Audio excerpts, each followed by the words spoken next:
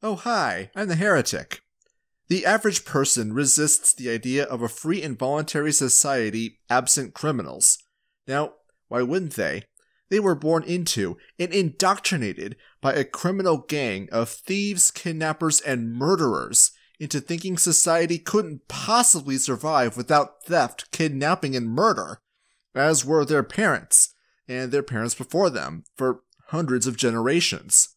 If all that exists in living memory is criminality, why wouldn't it become the new normal?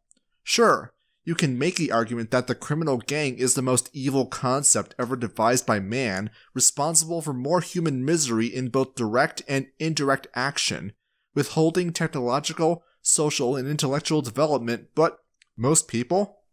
The most logical and consistent argument couldn't move them, but why not? Well, what's being asked is that people override their lived experience. Sure, a criminal gang dominates society, but people don't usually go hungry. People still need to put food on the table, and the status quo is doing that just fine. They can still listen to Booker Barlson in the evening, fear-mongering about how Iran is using automation to infiltrate trannies into Walmart. Why wouldn't people connect their material well-being with what is? Libertarianism is a set of metaphysical principles and logical observations that are incompatible with criminal gangs. Among its observations, that society in its present form is a reflection in the mirror cast by the violence and coercion of this gang. Since people survive under the status quo, people conflate their survival with the survival of the status quo, it being the domination of criminal gangs over society. The perception being that the elimination of the criminal gang is a threat. For if it were gone, the people would lose the certainty as to how they're going to feed themselves, clothe themselves. These questions are already answered as far as they're concerned, and now they're being asked to find new answers? Most people wouldn't even know where to begin. Thus, before they're even willing to shake off their ideological inertia, they would need answers from the people that claim the status quo needs to go away. You, dear viewer, have likely heard these questions before. But without the criminals, warlords would take over. But without the criminals, who will protect us from other criminals? But without the criminals, who would build the roads? Though these questions warrant the label of cliché, with how frequently they appear in anti-libertarian talking points, that they're used so often betrays the anxiety of pro-crime advocates, an anxiety I understand completely. Like a goldfish being transferred from fish tank to fish tank, panicking mid-transfer, there is uncertainty in how to provide roads, infrastructure, civil and national defense, etc. in the absence of criminal gangs who are already providing these things. It's a fear of the unknown, creating resistance to the libertarian ideal of a voluntary society absent coercion by criminal gangs.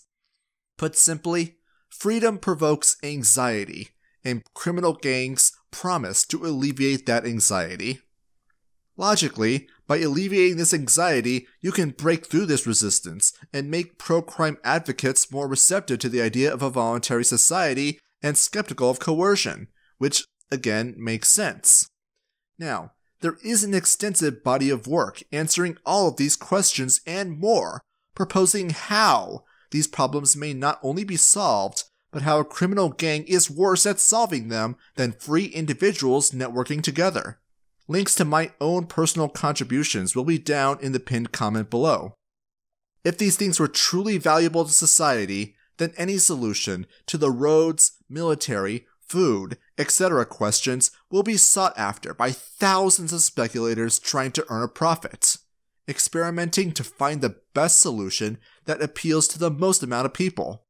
Any solution presented, absent entrepreneurial speculation in a free market, would imply this experimentation process is unnecessary, either because the experiment is already concluded and a specific mode of production has achieved dominance due to its comparative profitability, or the one proposing the answer has special knowledge that makes the experimentation unnecessary. But claims to this special knowledge just beg the question, how do we know, for absolute certainty and for all time that a criminal gang collecting tribute from people within their territory and then spending that tribute to contract a third party into paving roads according to their gang boss's plans is the best way to build roads. What process taught them this? It can't be divine revelation because that process is not replicable and therefore unscientific. If it is deduced through the scientific method or a priori deduction, then they should be able to show their work. This information is unknowable not just in roads, but in every sector of the economy. But how does this help libertarians? If the knowledge required to solve these problems doesn't exist, after all there are too few freed markets in the world today, what answer can we provide for the question of who will build the roads and how? Well, to ask the question is to answer it. The information does not exist. It is impossible for any one person or group of persons to know.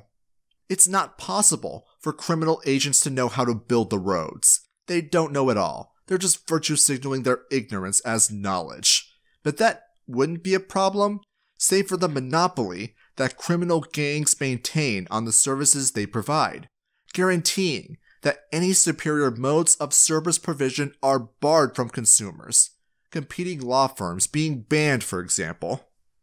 Criminal agents and pro-crime advocates are so arrogant as to assume they know for all time what the best possible way to provide services ought to be, even to coerce people into paying for services they wouldn't otherwise use.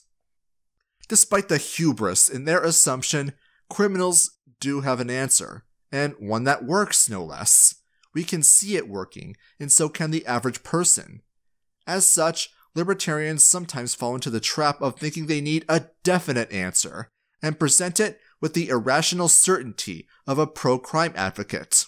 For example, how Hoppians know, without a shadow of a doubt, society will centralize around formal contract societies called covenant communities as a solution for social cohesion absent criminal gangs violently enforcing it. It certainly is an answer, but the trap is thinking that this is a definite solution for all time. Without any of the experimentation of a freed market to come to this conclusion, the only way they would know is with the special knowledge mentioned earlier, which if it were completely accurate somehow, would fail as an argument in favor of freed markets and libertarianism. Just make them emperor of the universe. It would be far more efficient than going through the years and speculated resources of a freed market. After all, they already have all the answers. Why do we need to find them again? You can already see the problem. Libertarians seeking a definite solution for economic problems are libertarians who seek central planning. It doesn't work, for reasons I've outlined in other videos, so if criminals don't know how best to provide goods and services, this implies we don't know either.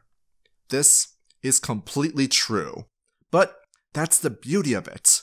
We have the rational humility to recognize that we don't know how to organize society. We don't know how many apples there ought to be in Chicago, Illinois tomorrow, what the next big thing in fashion is in Sydney, Australia. We don't have special knowledge, but we also recognize that nobody on earth has this knowledge. God might, but as far as I know, he ain't tellin'. And any person who claims the opposite is either completely deluded or a liar.